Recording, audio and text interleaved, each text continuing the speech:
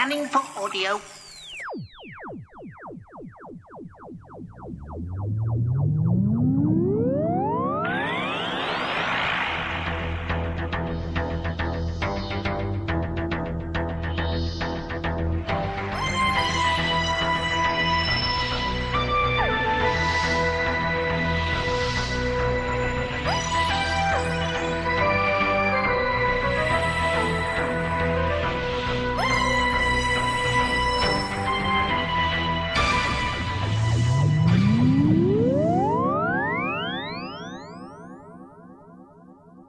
Welcome to It In Dog podcast, Dark Eyes 1.3 being the third disc of the first Dark Eyes story. Now, you've probably stuck with me these last few days, listening to my immediate reviews of each and every one. Now, obviously this is a re-listen to this story because it came out some time ago, so it's not exactly going to be spoiler heavy, but it is assuming that you've probably heard this before. Now, this disc, being disc 3 or part 3 of the story, is my personal favourite. It's got a threefold plot, just like the others. It's basically got the same overriding arc plot, i.e. the Doctor trying to sort out what's going on with Molly. The secondary plot, i.e. Straxis, which obviously is connected with the first plot, and the whole Daleks thing. And then there's the plot specific to this specific episode, if that makes sense. Now, I am a massive fan of the what-ifs. The Unbounds from Big Finish are amongst my all-time favourite audios in any genre, not just Doctor Who stories. What if the Daleks, that unredeemable force, was redeemable? What if it was apologetic? Not that it was pretending to change its ways. What if it actually did change its ways? Now this, to all intents and purposes, is a story set after the Time War. Or a Time War. A Time War where Gallifrey is completely wiped out, except for the Doctor, sounds familiar, and the Daleks aren't. They then realise that they've made mistakes. They try retro-engineering themselves to become better, to become more human, to become basically Khaleds again. How does the Doctor react? That's the level of drama that takes place here. It's great. Now, it does smack of an idea that was for a different standalone, but there was very little else you could do with it, because finding out that the Daleks were lying all along messes around things and just takes you back to the beginning, and it's not really a surprise. Finding out that the Daleks are redeemed, well, that leaves you with a massive continuity problem. So there's no real way out of this.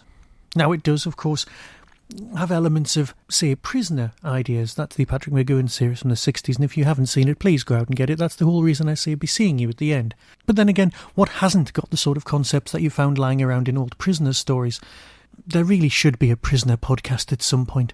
There's only, 17 stories? 17 episodes? You could have 17 podcasts. Oh, that would be so nice. I'm surprised there isn't one. But anyway, that story for me is great.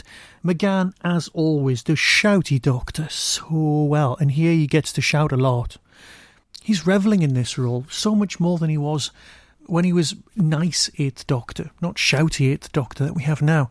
There's definite character progression. This guy's becoming more and more desperate.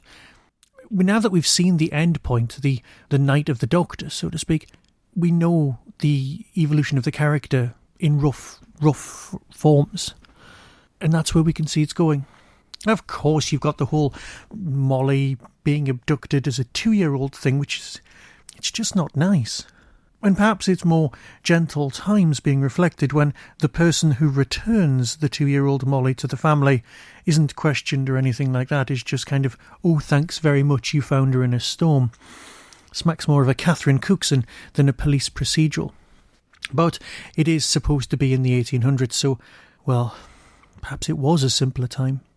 Molly's character is definitely developing. You can feel it, you can hear it in the undertones. She is trusting the 8th Doctor, almost despite herself. It's subtle, it's underplayed, and again, it's great. But of course, as always, it's the soundscape and the alien voices. That fine line that Big Finish treads so well. Every so often, an alien voice does sound like, I don't know, a smash monster. And if you don't know what that is, just be grateful. But there's only so much you can do on audio, there truly is, in order to differentiate between A, characters, and B, races. Here there is a whole new type of creature, reminiscent in the description of the things that are at the end of the original Star Trek titles. They're hardly seen and they're hardly important to the plot, but their delivery is almost truly robot. It's an effect that could easily lift and use somewhere else. And of course, you've got the Dalek voices, and you've got, well, let's for sake of argument call him the friendly medic on the unnamed planet. In order to avoid too many spoilers, his voice is brilliant and something they could well use. I'm not sure if it was old Dalek Face himself, but I suspect it wasn't. Children playing in the streets of... The redemption of the Daleks is a theme that people keep revisiting, and it just keeps on giving. So yeah, this is part 3 of part 4. Traditionally it's the padding, but for me the padding was more your part 2, the runaround. This had a lot more oomph to it. It's put up all the pieces in place, it's got all the characters lined up, it's got the desperation of the Time Lords going on, and little lines like, who puts electrodes in heads these days, manages to portray so much more atmosphere and what's actually in front of you than any descriptive passage.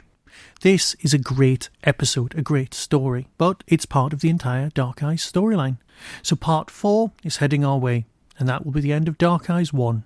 So until next time, be seeing you.